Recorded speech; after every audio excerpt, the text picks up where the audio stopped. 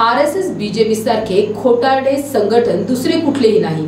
त्यांनी सुप्रीम कोर्टामध्ये ॲफिडेव्हिट दिलेले आहे की आम्ही जात गणना करू शकत नाही, करणार नाही आणि होऊ शकत नाही असे म्हटलेले असताना झारखंड, हरियाणा, महाराष्ट्र येथील निवडणुका आल्यानंतर ओबीसी समाजाची दिशाभूल करण्याकरिता आम्ही जात गणना करण्यासाठी तयार आहोत, ते राजकारणासाठी वापरू नका, अमुककरिता वापरू नका असे पालकपद लावलेले आहे। त्या खोटारड्या संघटनेने अजिबात बोलू नये अशी रोकटोक प्रतिक्रिया वंचित बहुजन आघाडीचे अध्यक्ष ॲडव्होकेट प्रकाश आंबेडकर यांनी माध्यमांद्वारे व्यक्त केली आहे। महाराष्ट्रामधल्या आदिवासींना एकत्र करण्याची प्रक्रिया ही सुरुवात झालेली आहे।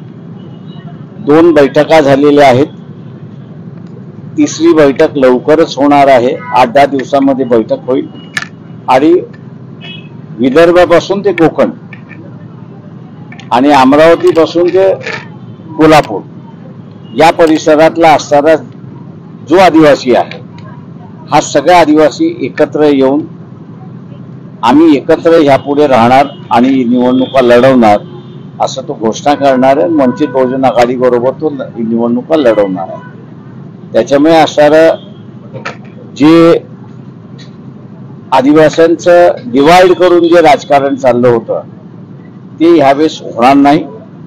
टीपी एरिया आणि ओटीपी एरिया हे इथले सगळे आदिवासी एकत्र येऊन आता इलेक्शन लढणार आहे आणि सामाजिक लढाई उभा करणार आहे असा त्यांचा मानस आहे आणि त्या ते मानस उभं करण्यामध्ये वंचित बहुजन आघाडीचा फार मोठा वाटा आहे एवढं मी त्या ठिकाणी नमूद करतो। बाळासाहेब एसटी कामगार देखील आंदोलन पुन्हा दुसरा दिवस आहे आणि प्रवाशांचे हाल होत आहे। काही विद्यार्थ्यांचे आज आरोग्य विभागाची परीक्षा आहे, त्यांना परीक्षेला जाता नाही तर काहींना वेळेवरती ऑफिसला देखील जाता नाही। असे या मागच्या वेळेस ज्यांना झालं होतं त्यावेळेस त्यांच्या पुढे आम्ही तोडगा मांडला होता की काय तुम्ही मागितलं पाहिजे,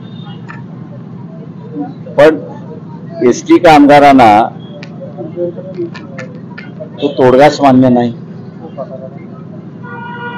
शिवशाही ह्या ज्या बसेस होत्या मी त्यांना असं म्हटलं होतं हिम्मत दाखवा की शिवशाही ह्या ज्या बसेस उद्धव ठाकरेच्या कालावधीमध्ये चालविण्यासाठी गेल्या होत्या त्यावेळेस डिझेल जे आहे